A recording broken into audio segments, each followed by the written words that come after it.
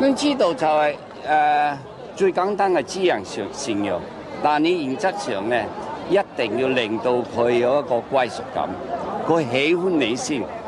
每個高級嘅同事，佢哋都知道，我最緊要係要有效率。佢開會之前，對方咧係明白晒進行成點，而我亦都明白佢做緊嘅係咩事。咁大家變咗咧，開會之前做咗 homework， 唔浪費時間。啲人咧，佢只係識同你講困難，咁佢係想希望你幫手幫佢諗佢困難點解決。而最後咧，實在嚟講，佢嘅準備如果準備得好咧，往往佢嘅提議咧應該係最好。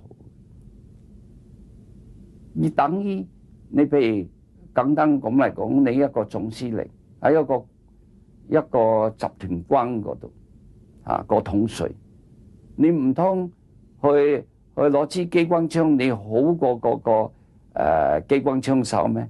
你去炮兵嗰度，個炮兵個部門，你都未必及得嗰個炮兵操縱嗰支大炮咁好。你一定咧，但係你呢個集團軍嘅，你總司令你唔會管嗰啲，你只係懂得咧呢個運用個戰略係點樣。所以整個組織係好緊要。昨晚先聽，然之後咧今日再聽佢逐個嚟發表佢嘅睇法，去俾數字我。佢講完嘅時候，我又問佢啲嘢。到最後尾嘅時候，我有一個結論問佢哋話：係咪我哋公司咁做係咪好啲呢？我再登到逐個嚟睇佢嘅意見。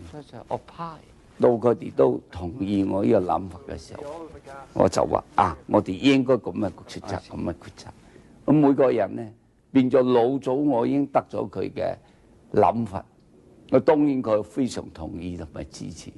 所以一件事呢，你睇嚟好複雜嘅嘢，如果你處理得好，人家高興，佢做事勤力，同埋咧佢心誠意服，嗰度啊好開心。取之無盡，用之不竭嘅，即係你對人好，人家對你好，咁自然你無論邊個世界邊啲人都會成為你核心嘅人物。另外，我係靠一個制度嘅，而重要嘅決策咧係要經過香港同意嘅，所以咧咁多年嚟都做得好好，